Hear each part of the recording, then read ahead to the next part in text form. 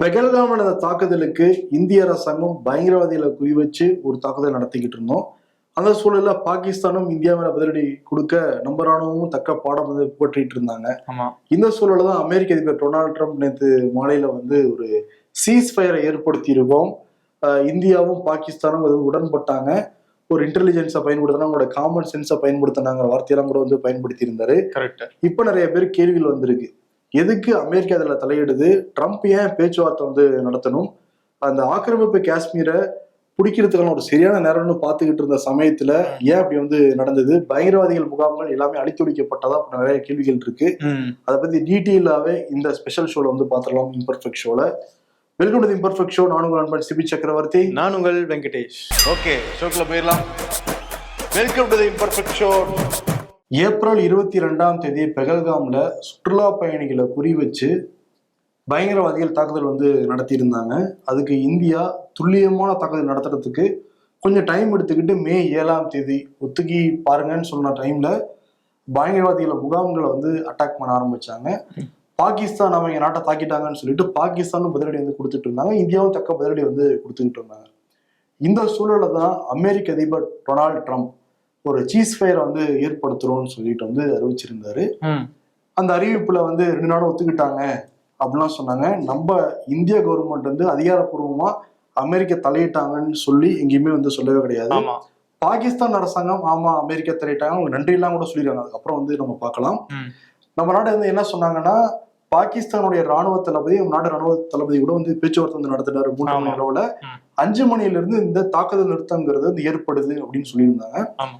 Jammu and Kashmir, Punjab, Rajasthan பகுதிகளில் தான் அதிகமான தாக்குதல் வந்து நடந்துகிட்டு இருக்கு. அங்கதான் உயிரிழப்புகளும் வந்து ஏற்பட்டுக்கிட்டு இருக்கு. ஜம்மு அண்ட் காஷ்மீருடைய முதல்வர் உமர் அப்துல்லா தொடர்ந்து இரவாச்சனா போதும் என்னை சுத்தி வந்து குண்டு சத்தமா வந்து கேட்டுட்டு இருக்கலாம் சொல்லுவாரு.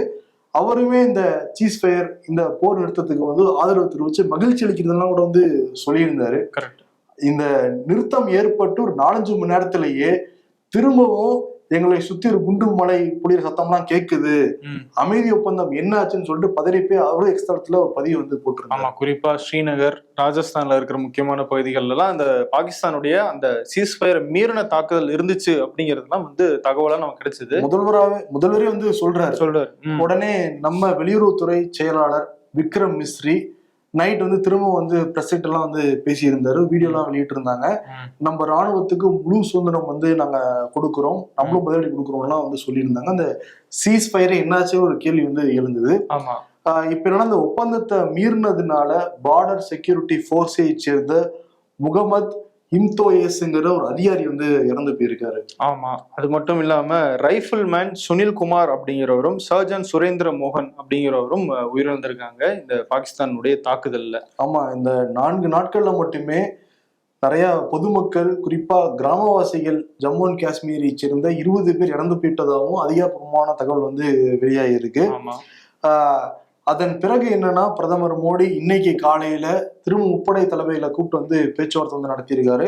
அஜித் தோவலும் அதே மாதிரி பாதுகாப்புத்துறை அமைச்சர் ராஜ்நாத் சிங்கும் உடன் வந்து இருந்திருக்காங்க. எல்லைகள்ல என்ன மாதிரியான ஒரு பாதுகாப்பு வந்து இருக்கு, திரும்பி பதிலடி நம்ம வந்து கொடுக்கணும்னா எப்படி நம்ம வந்து கொடுக்க போறோம், அடுத்த நடவடிக்கை என்னன்னா அந்த மீட்டிங் வந்து பேசப்பட்டதா வந்து சொல்றாங்க. நேத்து நைட்டு வந்து பாகிஸ்தானுடைய பிரைம் மினிஸ்டர் ஷபாஸ் ஷெரீப் ஒரு 20 நிமிஷம் வீடியோ வந்து வெளியிட்டு இருந்தாரு. அந்த வீடியோல 18 கட்டு இருக்கு, கொஞ்சம் பதட்டமா தான் வந்து பேசுறாரு, அங்கங்க முகத்தெல்லாம் துடைக்கிறாரு. இருந்தா கூட அட்ரஸ் பண்ணி பேசுறாரு, அந்த நாட்டு மக்கள்கிட்ட வந்து பேசுறாரு. இந்தியா மேல தாக்குதல் நடத்த ஆரம்பிச்சப்பையும் அந்த நாட்டு மக்கள் வந்து பேசியிருந்தாரு. இந்த தாக்குதல் முடிஞ்சிட்டுதா வந்து அவங்க சொல்றாங்க, ஆனா தாக்குதல் நடந்துட்டு தான் இருக்கு. டபுள் கேம் மட்டும் பாகிஸ்தான் ஒரு கேள்வி இருக்கு. அப்பயுமே வந்து நாட்டு மக்கள்கிட்ட அட்ரஸ் பண்ணி அவர் வந்து பேசியிருக்காரு. அது என்ன சொல்றாரு அப்படின்னா, பெகல்காம் தாக்குதலுக்கு பாகிஸ்தான் காரணமே இல்லை, ஆனா பாகிஸ்தான் மேல குற்றம் சாட்டுறீங்க, உரிய விசாரணை செய்யுங்கன்னு தான் நாங்க வந்து சொல்றோம். அடிப்படையே இல்லாத குற்றச்சாட்டு இது. முடிந்த அளவுக்கு நம்ம மேல வந்து தாக்குதல் வந்து நடத்திருக்காங்க, நம்ம வந்து அதை முறியடிச்சிருக்கோம். அப்பாவி மக்கள் வந்து கொல்லப்பட்டிருக்காங்க, மசூதிகள் வந்து தாக்கப்பட்டிருக்கு. அவர்களுக்கு புரியும் மொழியிலேயே பதிலடி வந்து நம்ம வந்து கொடுத்துருக்கோம். ஒரு வரலாறு படைச்சிருக்கோம். வரலாறு நம்ம என்னைக்கு வந்து நினைச்சு பார்க்கும். நம் எதிரிகள் ஒரு கோலை நாம் வந்து வென்று விட்டோம் அப்படிங்கிற ஒரு சொன்னவர். நிறைய நாடுகளுக்கும் சில பேரை மென்ஷன் பண்ணி தேங்க்ஸ் பண்ணியிருக்காரு. டொனால்டு ட்ரம்ப்புக்கு வந்து நன்றி, அதே மாதிரி சீன அதிபர் ஜி ஜின்பிங் வந்து நன்றி, சவுதி அரேபியா, டர்க்கி, யூகேக்கு வந்து நாங்க நன்றி சொல்றோம். ஸ்பெஷல் தேங்க்ஸ் வந்து சைனாக்கு வந்து சொல்றாரு. மோஸ்ட் ரிலையபிள் அண்ட் ட்ரஸ்ட்வர்த்தி ஃப்ரெண்டுங்கிற வார்த்தையெல்லாம் கூட வந்து பயன்படுத்தி இருக்காரு. அதே மாதிரி இந்த இண்டஸ் ட்ரீட்டி, அந்த அதே மாதிரி Indus water treaty, Jammu and Kashmir இந்த மாதிரி பிரச்சனைக்கு குளோபல் கம்யூனிட்டி ஹெல்ப் பண்ணணுங்கிறதையும் குறிப்பிட்டிருக்காரு. என்னன்னா அவங்க வந்து இந்த மாதிரி சீஸ் ஃபயர் நாங்க சொல்லிட்டோம்னு சொன்ன விட பாகிஸ்தான் தரப்புல இருந்து நேற்று நள்ளிரவு தாக்குதல் வந்து நடத்தியிருக்கு. நம்ம நாட்டுடைய ஜம்மு அண்ட் காஷ்மீர் முதல்வர் அவரே வந்து அதிகாரப்பூர்வமா சொல்லியிருக்காரு அவரு. ஆமா, அப்படி இருக்கும்போது இந்த பக்கம் வந்து நாங்க வெற்றி பெற்றோம்னு ஒரு பக்கம் கிளைம் பண்ணிட்டு இருக்காரு, நாங்க நிறுத்திட்டோன்ற ஒரு பக்கம் கிளைம் பண்ணிருக்காரு. அதே மீறியும் தாக்குதல் நடந்திருக்கு. ஆமா, இந்த சூழல தான் என்ன பண்றாங்கன்னா சைனாவுடைய பினான்ஸ் மினிஸ்டர் அதிகாரப்பூர்வமா பாகிஸ்தானுக்கு சப்போர்ட் பண்றாங்க. அதாவது இரும்பு கரம் கொண்ட நண்பர்களாக நாங்க இருப்போம் பாகிஸ்தானோட அப்படின்ற ஒரு சப்போர்ட்டை கொடுத்திருக்காங்க. ஒரு பக்கம் விசாரணை நடக்கணும், 2 நாடுகளும் உட்காந்து பேசணும் அப்படின்னு சொல்லிட்டு பாகிஸ்தானுக்கு எங்களுடைய தீர்க்கமான சப்போர்ட் இருக்குன்றதையும் சர்வதேச அரங்கத்துல வந்து பதிவு பண்றாங்க. இன்னொரு பக்கம் சைனா அப்படி பேசுறாங்க, ஒரு பக்கம் டொனால்ட் ட்ரம்ப் இதுல தலையிடுறாரு. பாகிஸ்தான் இதை வந்து நாங்க வெற்றி பெற்றோம்னு கிளைம் பண்றாங்க. இந்தியா வந்து என்ன நிலைப்பாடு எடுத்திருக்காங்க அப்படிங்கிறது வந்து தெரியாததாகவே இருக்கு. இப்ப நேத்து மாலை வந்து டொனால்ட் ட்ரம்ப் ஒரு ட்வீட் வந்து போட்டிருந்தாரு. இன்னைக்கு காலையிலயும் ஒன்று வந்து பேசுறாரு. இந்த காஷ்மீர், இந்த ஆக்கிரமிப்பு காஷ்மீரை பத்தி அவர் வந்து குறிப்பிடுறாரு. இந்தியா, பாகிஸ்தான் இந்த 2 பெரிய நாடுகள் கூட வர்த்தகத்தை நான் வந்து அதிகம் பண்ண போறேன். 1000 ஆண்டுகளா அந்த ஜம்மு அண்ட் காஷ்மீர் பிரச்சனை வந்து இருக்கு, இதுக்கு ஒரு தீர்வை எட்ட முடியுமா அப்படின்னு நான் 2 தரப்புலையும் இணைந்து வந்து பணியாற்ற தயாரா வந்து இருக்கேன். சண்டை நிறுத்தத்துல ஈடுபட்ட அந்த சிறப்பா பணியாற்றிய இந்தியா, பாகிஸ்தானுக்கு என்னோட வாழ்த்துக்கள், கடவுள் வந்து ஆசீர்வதிப்பார். கிட்டத்தட்ட ஒரே நேர்கோட்டுல நம்முடைய பிரதமர் மோடியையும் பாகிஸ்தானுடைய பிரதமரையும் வச்சு வந்து பாராட்டு. அது எப்படி சரியா வரும் அப்படிங்கிறது தான் கேள்வி. ஏன்னா பாகிஸ்தான் பயங்கரவாதிகளுக்கு இடம் கொடுக்குறாங்க, அந்த பயங்கரவாதிகள் இந்தியா மேல தாக்குதல் நடத்துறாங்க. அந்த இடத்துல ஃபர்ஸ்ட் விக்டிம் ஆனது இந்தியா அதுக்கான ரெஸ்பாண்ட் பண்றாங்க. பயங்கரவாதிகள் மேல தாக்குதல் நடத்துறதுக்கான உரிமை இருக்கு அப்படிங்கிற அந்த கோரல்லாம் நம்ம வைக்கிறோம். அப்படி இருக்கும்போது இந்த தாக்குதலுக்கு பிறகு பாகிஸ்தான் செய்த அந்த தவறுகள் எல்லாம் மறைச்சிட்டு இந்தியாவும் பாகிஸ்தானும் மோதிக்கிட்டாங்க, அதுல நான் பேசி சுமூகமாக ஒரு முடிவை ஏற்படுத்திட்டேன் அப்படின்னு ஒரே தட்டுல பேசுறது அப்படிங்கிறது எப்படி சரியா வரும்ன்றதுதான் கேள்வி. இன்னொன்னு வந்து அமெரிக்கா இந்த பெகல்காம்ங்கிற வார்த்தையே வந்து பயன்படுத்த மாட்டேங்கிறாங்க. 26 பேர் இறந்து போனதையும் அவங்க வந்து குறிப்பிடவே மாட்டேங்கிறாங்க. இது ஏதோ திடீர்னு ஏற்பட்ட வாரம் மாதிரியே அவங்க தலையிட்டு வந்து நிறுத்துற மாதிரி சொல்றாங்க. பொதுவா நீங்க கேட்கிற கேள்வி நிறைய கேள்வி பொதுமக்களுக்கு இருக்கு, எதிர்கட்சிகளுக்கு இருக்கு. இன்னைக்கு வந்து ராகுல் காந்தி, அதே மாதிரி காங்கிரஸ் உடைய தலைவர் மல்லிகார்ஜுன கார்கே கவர்மெண்ட் வந்து கடிதம் எழுதியிருக்காங்க. ஆபரேஷன் சிந்தூரை பத்தியும் இந்த டொனால்ட் ட்ரம்ப் தலையிட்டதை பத்தியும் உடனே நாடாளுமன்றத்தை, சிறப்பு நாடாளுமன்றத்தை கூட்டி வந்து விவாதிக்கணும், எதிர்கட்சியோட கருத்தை கேட்கணும்ன்றத குறிப்பிடுறாங்க. நேற்றே வந்து எக்ஸ் தளத்துல ஜெயராம் ரமேஷ் வந்து சொல்லியிருந்தாரு, போர் நிறுத்தம் இதெல்லாம் ஓகே தான், இந்த தாக்குதல் நிறுத்தம் ஓகே தான். அது எப்படி டொனால்ட் ட்ரம்ப் வந்து சொல்லலாம், நம்ம வந்து ஒரு தேர்ட் பார்ட்டி நேஷன் வந்து அனுமதிக்கிறோமா அப்படின்னு. இப்ப ஜம்மு அண்ட் காஷ்மீருக்கும் அவர் வந்து கருத்து சொன்ன விவகாரங்கிறது இன்னும் வந்து சூடா இருக்காங்க எதிர்கட்சிகள். ஆமா, இதுல நிறைய கேள்விகள் நமக்குமே வந்து இருக்கு. அதுக்கு என்ன பதிலுங்கிறத கவர்மெண்ட் தான் வந்து தெளிவுபடுத்தணும். பொதுவா ஜம்மு காஷ்மீர் பிரச்சனை அப்படிங்கிறது இந்தியாவுடைய ஒரு இன்டர்னல் ப்ராப்ளம். அதை வந்து நம்ம பாகிஸ்தானோட இது வரைக்கும் நேரடியாக தான் வந்து ஃபேஸ் பண்ணியிருக்கோம். நம்ம தான் வந்து 2 நாடுகளுக்கு இடையில ஒப்பந்தம்னா நேரடியாக தான் நடக்கும். புதுசா டொனால்ட் ட்ரம்ப் வர வேண்டிய தேவை என்ன அப்படிங்கிறது தான் குறிப்பு. இதாவது சொல்லணும்னா பாஜக கவர்மெண்ட்டே ஏதாவது நாடு மத்தியஸ்தம் பண்ண வந்தாங்கன்னா இல்ல அது எங்க நாட்டு பிரச்சனை, நாங்களே சால்வ் பண்ணிக்கிறோம் இவ்வளவு நாளா சொல்லிக்கிட்டு இருந்தவங்க திடீர்னு அவங்களுடைய நிலைப்பாடு மாறிடுச்சா, அப்படி மாறலைன்னா அவங்கதான் வந்து பதில் சொல்லணும். ஏன்னா இது வரைக்கும் இந்தியா வந்து இந்த சீஸ் ஃபயர் ஏற்படுத்துறது அமெரிக்கா தாங்க எங்கேயும் அவங்க கிளைம் பண்ணவும் கிடையாது, சொல்லவும் கிடையாது, சொல்லவும் கிடையாது. பாகிஸ்தான் தரப்பு தான் வந்து சொல்றாங்க. அதன் பிறகுதான் நம்மளுடைய வெளியுறவுத்துறை செயலாளர் விக்ரம் மிஸ்ரி வந்து பேசுறாரு, முப்படையில வந்து பெட்டிலாம் வந்து கொடுத்தாங்க. அமெரிக்கா தலையிடுதாங்கிற ஒரு கேள்வி இருக்கு. இன்னொன்னு என்னன்னா, பிரதமர் மோடி சவுதி அரேபியா அந்த பயணத்தை ரத்து பண்ணிட்டு இந்தியா வந்து முப்படைகளோட பேச்சுவார்த்தை நடத்தி பீகார் எலெக்ஷன் கேம்பெயினுக்கு போனாங்க, அனைத்து கட்சி கூட்டம் நடந்தது. அதன் பிறகு இன்னொரு அனைத்து கட்சி கூட்டம் நடந்து அப்பயே வந்து கலந்துக்கவே கிடையாது. இப்போ போற அந்த தாக்குதல் நடத்த ஆரம்பிச்சப்பவும் பிரதமர் மோடி அதிகாரப்பூர்வமா மக்கள்கிட்ட அட்ரஸ் பண்ணி பேசல, இல்ல அதிகாரப்பூர்வமா அவர் எந்த விதமான கருத்துக்களும் சொல்லவே கிடையாது. இப்ப அமெரிக்கா வந்து தலையிட்டு இந்த தாக்குதலை நாங்க நிப்பாட்டுறோம்னு சொன்ன பிறகு எதுவுமே வந்து சொல்ல மாட்டேங்கிறாரு. அவர் எப்பதான் பேசுவாருங்கிற ஒரு கேள்வி மக்கள் மத்தியில இருக்கு, எதிர்கட்சிகள்கிட்ட இருக்கு. நம்ம இன்னொரு பக்கம் பாகிஸ்தானுடைய பிரதமர் அவர் வாட்டிக்கு பேசிட்டு இருக்காரு, இதை நாங்க தான் இதுல ஜெயிச்சிட்டோம் அப்படிங்கறதெல்லாம் பேசிட்டு இருக்காரு, கிளைம் பண்ணிக்கிட்டே இருக்காங்க. ஆமா, இன்னொன்னு பயங்கரவாதிகள் தாக்குதல் சீஸ் ஃபயர் ஏற்படுத்தப்பட்டுச்சு அப்படின்னா பயங்கரவாதிகள் இனிமேட்டு தாக்கவே மாட்டாங்கிற உத்தரவாதம் அமெரிக்கா கொடுத்திருக்கா இல்ல பாகிஸ்தான் வந்து கொடுத்திருக்கா? இப்ப நம்ம ராணுவ வீரர்கள், இந்த எல்லை பாதுகாப்பு வீரர்கள்லாம் இறந்து போயிருக்காங்க, பொதுமக்கள் இறந்து போயிருக்காங்க, கிராமவாசிகள் வந்து இறந்து போயிருக்காங்க. அப்ப இந்த சீஸ்ஃபயர் முன்னாடியே அதை நிறுத்தி இருந்தாங்கன்னா இவ்வளவு பேர் உயிரிழக்க தேவையே கிடையாது. இப்ப 4 நாள் கழிச்சு நிறுத்தி ஒரு பிரயோஜனமும் இல்லாம இருக்கு அப்படிங்கிறது தான். இல்ல அது தாக்குதல் பெரிய அளவுல போகக்கூடாது எல்லாரும் எதிர்பார்த்தோம். ஆமா ஆமா. இருந்தா கூட ஏன் இன்னொரு நாடு தலையிடுங்கிறது, அந்த பிஓகே ஆக்கிரமிப்பு காஷ்மீரை பிடிக்கிறதுக்கு சிறந்த நேரம் இதான்னு சொல்லிட்டு ரைட் விங் ஆட்களே தொடர்ந்து வந்து பேசிக்கிட்டு இருந்தாங்க. இப்ப அவங்களே மோடி கவர்மெண்ட்டுக்கு எதிராக கேள்வி எழுத ஆரம்பிச்சிருக்காங்க. இன்னும் குறிப்பா சொல்ல போனா அப்படின்னா, யார் யாரெல்லாம் மோடி கவர்மெண்ட் கேள்வி எழுப்புறாங்களோ எல்லாருமேலயும் வந்து ஒரு ஆன்டி இந்தியாங்கிற இமேஜ் வந்து குத்துவாங்கல்ல. இப்ப விக்ரம் மிஸ்ரி அவருடைய அக்கௌண்ட்டை அவர் ப்ரொடெக்ட் பண்ணியிருக்காரு. காரணம் என்னன்னா, தொடர்ந்து ரைட்டிங் ஆட்கள் அவருடைய அக்கௌண்ட் வந்து நிறைய கேள்விகள் எழுப்பி அவருடைய மகளுடைய புகைப்படம் நம்பர் எல்லாத்தையும் ஷேர் பண்ணதுனால அவர் ப்ரொடெக்ட் பண்ணிட்டதாக ஆல்ட் நியூஸ் முகமது ஜுபேரே வந்து பதிவு வந்து போட்டிருக்காரு. இப்ப நம்ம ராணுவத்துக்கு கூட துணை நிற்கிறோம் எல்லாரும் பேசிக்கிட்டு இருக்கிற சமயத்துல இப்படி ஒரு ஸ்டாண்டை மாத்திட்டான். ஒன்னும் வெளிப்படையா சொல்லல. நாளைக்குதான் பேச்சுவார்த்தை நடத்த போறதா விக்ரம் மிஸ்ரியே சொல்லியிருக்காரு.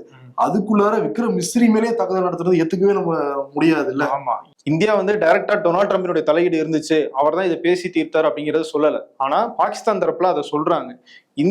டொனால்ட் ட்ரம்ப் தன்னுடைய ஸ்டேட்மெண்ட்ல என்ன பயன்படுத்துறாரு? Common sense. 2 நாட்டு தலைவர்களும் காமன் சென்ஸை பயன்படுத்தினாங்க, இன்டெலிஜென்ஸ் யூஸ் பண்ணாங்க. அப்ப இவ்வளவு நாள் காமன் சென்ஸ் இல்லாம செயல்பட்டாங்களா அப்படிங்கிற ஒரு கேள்வி வருது. காமன் சென்ஸ் இருக்கா ட்ரம்புக்கு? சோ அப்ப இந்த மாதிரியான கிளைம்ஸ் எல்லாம் வரும்போது இந்தியா அதுக்கு என்ன மாதிரியான எதிர்வினை ஆற்றுறாங்க அப்படிங்கிறது எல்லா இடத்துலயும் கவனிக்கப்படுது. இந்தியா அந்த இடத்துல ஒரு மௌனம் காக்குறாங்க. இப்ப என்னன்னா, ராகுல் காந்தி அந்த நாடாளுமன்றத்துல பேசின ஸ்பீச் எடுத்து ஷேர் பண்ணிக்கிட்டு இருக்காங்க. இந்திரா காந்தி அந்த 1971 அந்த பங்களாதேஷ் வந்து பாகிஸ்தான் வந்து பிரிச்செடுத்தாங்களே, அந்த சூழல்ல வந்து 3ஆம் நாடுகள் தலையிட நாங்க ஏத்துக்கவே மாட்டோம்னு சொல்லிட்டு இந்திரா காந்தி பேசின ஸ்பீச் வந்து வைரல் ஆகிட்டு இருக்கு சமூக வலைதளத்துல. இதெல்லாமே ஷேர் ஆகிட்டு இருக்கு. இதுக்கு வந்து விலகம் கொடுக்க வேண்டியது மோடி கவர்மெண்ட் தான். இப்ப என்னன்னா, குறிப்பா பாஜக ஆதரவு ஆட்கள், RSS ஆட்கள், ரைட் விங் ஆட்கள் ஒரு ட்விட்டர் தொடர்ந்து போட்டுட்டு இருக்காங்க இன்னைக்கு மத்தியானத்துல இருந்தா. அதுல என்ன வந்து போடப்படுதுன்னா, this pass is an understanding not agreement. இது ஒரு புரிந்துணர்வு தான், ஒப்பந்தம் இன்னும் ஆகல அப்படின்னு சொல்லிட்டு நம்ம நாராயணன் திருப்பதி, BL சந்தோஷ், அமித் மால்வியா உள்ளிட்ட நிறைய பேர் வந்து தொடர்ந்து ஒரே வார்த்தையை டேக் பண்ணி வந்து போறாங்க. அண்டர்ஸ்டாண்டிங் நாட் அக்ரிமெண்ட்ங்கிற வார்த்தை எல்லாத்துலயும் வந்து பார்க்க முடியுது. அடுத்து என்ன பண்ண போறாங்க, நீங்க வந்து எங்க தாக்குதல் நடத்த போறீங்க, என்ன மாதிரி ஆயுதங்கள் வந்து பயன்படுத்துறீங்க, என்ன மாதிரி ஸ்ட்ராட்டஜிங்கிறது நீங்க சொல்ல தேவை கிடையாது. அட்லீஸ்ட் ஒரு விளக்கம் கொடுத்தாதானே மக்களுக்கு என்ன நடக்குதுங்கிறதா தெரிய வரும். ஆமா, அதுக்கே வந்து அவர் தயாரா இல்லை. இன்னொன்னு, நீ சொன்ன மாதிரி பயங்கரவாதிகளை குறி வச்சுதான் அந்த தாக்குதல் நம்ம தொடங்கணும் அப்படின்னும் போது, அந்த பகல்காம்ல தாக்குதல் நடத்தினா அந்த 4 பயங்கரவாதிகள் இதுல கொல்லப்பட்டாங்களா, இதுல அவங்கள குறி வச்சாங்களா அப்படிங்கிற தகவலும் இல்ல. தாக்கப்பட்டது எத்தனை பயங்கரவாதிகள் கொல்லப்பட்டாங்க அப்படிங்கிற மாதிரியான தகவல்களும் இன்னும் வெளிப்படையாக இல்லை. அப்போ இந்த தாக்குதல்ல என்ன ஜஸ்டிஸ் நமக்கு கிடைச்சது அப்படிங்கிறதும் ஒரு பெரிய கேள்வியா இருக்கு. அடுத்ததா இந்த இண்டஸ் வாட்டர் ட்ரீட்டி, அந்த ட்ரீட்டில இருந்து இந்தியா சஸ்பெண்ட் பண்ணி வைக்கிறோம், நாங்க இப்போதைக்கு அதை செயல்படுத்த போறது இல்லை அப்படின்னு சொல்லிட்டு அறிவிச்சிருந்தாங்க. அது தொடரப்போவதாகவும் மத்திய அரசு தரப்புல அறிவிக்கப்பட்டிருக்கு. ஒரு தீர்க்கமான முடிவு என்ன அப்படின்னு தெரிஞ்சதுக்கு அப்புறம் தான் அதை தொடரதா வேணாம் அப்படிங்கிற முடிவு எடுப்போம் அப்படிங்கிறத சொல்லியிருக்காங்க. அதே மாதிரி அசாதுதீன் ஓவைசி AIMM தலைவர், அவரை கேட்ட ஒரு முக்கியமான கேள்விகள் என்ன அப்படின்னா, நான் தொடர்ந்து ராணுவத்தினுடைய செயல்பாடுகளுக்கு ஆதரவாக தான் இருக்கேன். வெளிநாடு நம்ம மேல வந்து ஒரு தாக்குதல் நடத்தும் போது நம்ம எல்லாரும் ஒற்றுமையா இருந்து அதை முறியடிச்சிருக்கோம். இது நிறைய லேர்னிங்கை நமக்கு கொடுத்துருக்கு. நம்ம ஒற்றுமையா இருந்தா யாருமே நம்மளை பிரிக்க முடியாது அப்படிங்கிறத கத்துக் கொடுத்துருக்கு. ஆனாலும் எனக்கு சில கேள்விகள் இருக்கு. ஏன் 3ஆவதாக ஒரு நாடு இதுக்குள்ள வருது அப்படிங்கிறது முதல் கேள்வி. அப்போ நாளைக்கு ஏதாவது தீவிரவாத தாக்குதல் நடந்துச்சுன்னா அதுக்கு அமெரிக்கா பொறுப்பேற்குமா? ஏன்னா தீவிரவாத தாக்குதலுக்காக தான் நம்ம இந்த தாக்குதலையும் நம்ம நடத்துறோம். இந்த மாதிரியான கேள்விகளுக்கெல்லாம் பதில் தெரியாம ஒரு சீஸ்ஃபயர் அப்படிங்கிறது நடந்திருக்கு. சீஸ்ஃபயர் அப்படிங்கிறத நான் வந்து வரவேற்கிறேன். ஆனா அதுல எந்த விதமான ஒரு முடிவுமே எட்டப்படாதது வந்து எப்படி நம்ம ஏத்துக்க முடியும் அப்படிங்கிறது தான் அவருடைய பாயிண்ட் ஆஃப் வியூ. ஏன்னா ராணுவ வீரர்கள் இறந்து போயிருக்காங்க. முரளி நாயக் அவருடைய உடல் சொந்த ஊருக்கு வந்து எடுத்துட்டு வரப்பட்டிருக்கு. ராணுவ மரியாதையோட இன்னைக்கு வந்து அடக்கம் வந்து செய்யப்பட்டிருக்கு. ஆமா, ஆந்திராவினுடைய துணை முதல்வர் பவன் கல்யாண் அவருடைய அந்த இறுதிச் சடங்குல நேர்ல போய் பங்கேற்றாரு. அது மட்டும் இல்ல, தன்னுடைய சொந்த நிதியாக 25 லட்சத்தை அவங்களுடைய குடும்பத்துக்கும் வந்து அவர் கொடுத்திருக்காரு. நம்ம ராணுவ மரியாதையோட அந்த இறுதி ஊர்வலம் வந்து நடந்திருக்கு. அதே மாதிரி தமிழ்நாடு முதல்வர் சார்பாக நேற்று ஒரு பேரணி போனாங்க, ராணுவத்துக்கு நாங்கள் துணை இருக்கோம் அப்படின்னு சொல்லிட்டு. தமிழ்நாடு ஆளுநர் RN ரவி அதை வந்து வரவேற்றிருக்காரு. 8 கோடி தமிழ்நாட்டு மக்களின் தெளிவான ஒற்றுமையை வந்து இது காட்டுது. மனமார்ந்த ஒரு வாழ்த்துக்கள் வந்து சொல்றாரு. ஸ்டாலின் வந்து நன்றி வந்து சொல்றாரு. அதே மாதிரி ஸ்டாலின் அந்த நடந்துகிட்டு இருந்த சமயத்துலதான் வந்து அமெரிக்க அதிபர் டொனால்ட் ட்ரம்ப் வந்து அறிவிச்சிருந்தாரு இந்த சீஸ் ஃபயரை. போர் நிறுத்த அறிவிப்பு வந்து வரவேற்கிறேன், இந்த அமைதி எப்போதும் நீடிக்கட்டும் அப்படிங்கறத வந்து சொல்றாரு முதலமைச்சர் மு.க. ஸ்டாலின். அதே மாதிரி தி ஒயர் அந்த செய்தித்தளத்தினுடைய அந்த வெப்சைட் வந்து முடக்கியிருந்தாங்க மத்திய அரசு. காரணமாக ரஃபேல் தொடர்பான ஒரு செய்தியை வெளியிட்டதுக்காக அதை வந்து அவங்க கிளைம் பண்ணும்போது இந்த பிரச்சனை, இந்த ஆர்டிகல் தூக்குனீங்கன்னா நீங்க வந்து இந்த வெப்சைட்டை நாங்கள் அன்பிளாக் பண்றோம்னு வந்து மத்திய அரசு தரப்புல சொல்லவும் அந்த ஆர்டிகிளை நீக்கியிருக்காங்க. அதனால அன்பிளாக் ஆகியிருக்கு. இருந்தாலும் இப்படி ஒரு இக்கட்டான சூழ்நிலையில இந்த மாதிரியான ஒரு சென்சார்ஷிப்பை மத்திய அரசு மேற்கொள்றது தவறு அப்படிங்கிற கண்டனத்தையும் தி ஒயர் நிறுவனம் வந்து பதிவு பண்ணியிருக்காங்க. இன்னொரு பக்கம் என்னன்னா, மதுரையை சேர்ந்த முன்னாள் அமைச்சர் செல்லூர் ராஜு ராணுவத்தை பத்தி சில சர்ச்சைகளான வார்த்தைகளை சொல்லி மாட்டிக்கிட்டாரு. என்னன்னா, இந்த தாக்குதல் நடந்தது அப்படிங்கிறது பிரதமர் மோடிக்கு தான் நம்ம சொல்லணும் நன்றி. அதாவது இந்தியா பாகிஸ்தான் மேல நடத்தின தாக்குதலுக்கு. ஏன்னா அவர் தான் வந்து இந்த ட்ரோனு இந்த ஆயுதங்கள்லாம் வாங்கி கொடுக்குறாரு. அவருக்கு தான் நம்ம நன்றி சொல்லணும். ராணுவ வீரர்கள் என்ன எல்லைக்கு போய் அங்க போய் நேரடியாக போய் சண்டை போட்டுக்கிட்டு இருக்காங்க. ட்ரோன் எல்லாம் உட்கார்ந்த இடத்துல இருந்தே ஏறிக்கிட்டு இருக்காங்க. அவங்களுக்கு எதுக்கு நன்றி? பிரதமர் மோடிக்கு தான் நன்றி சொல்லணும் அப்படிங்கிறாரு. என்ன நியாயம் பாருங்க. சாகுறதுன்னா ராணுவ வீரர்கள் தான் சாகுறாங்க. அவங்களுக்கு நம்ம நன்றி சொல்லாம யாருக்கு சொல்றது? அவங்களோட உயிர் தியாகம் பண்ணி தான் எல்லையில நின்றுதான் நிறைய பேர் போராடிட்டு இருக்காங்க. ஆனா இது கூட தெரியாதவர்கள்லாம் முன்னாள் அமைச்சரா இருந்திருக்காங்கன்னு சொல்லிட்டு மக்கள் விமர்சனம் பண்ணிட்டு இருக்காங்க. கூட்டணின்றது ஒரு அளவுக்கு இருக்கலாம், இந்த அளவுக்கு எல்லாம் இருக்கக்கூடாது. அதான் திமுக சொல்றாங்க. நம்ம வந்து ஒரு ஒற்றுமையை காட்டுறதுக்காக தான் அந்த பேரணி போனோம். அதுலயும் வந்து அதிமுக கலந்துக்கல, பாஜக வந்து கலந்துக்கல, அவங்களுக்கு அதுல விருப்பம் இல்லையா அப்படின்னு வந்து திமுக தரப்பு கேள்வி எழுப்பப்பட்டிருக்கு. இது எடப்பாடி பழனிசாமியோட பிறந்த நாள். அதனால பிஜேபிக்காரங்க எல்லாரும் கூட்டாவே வாழ்த்து சொல்லிடுறாங்க.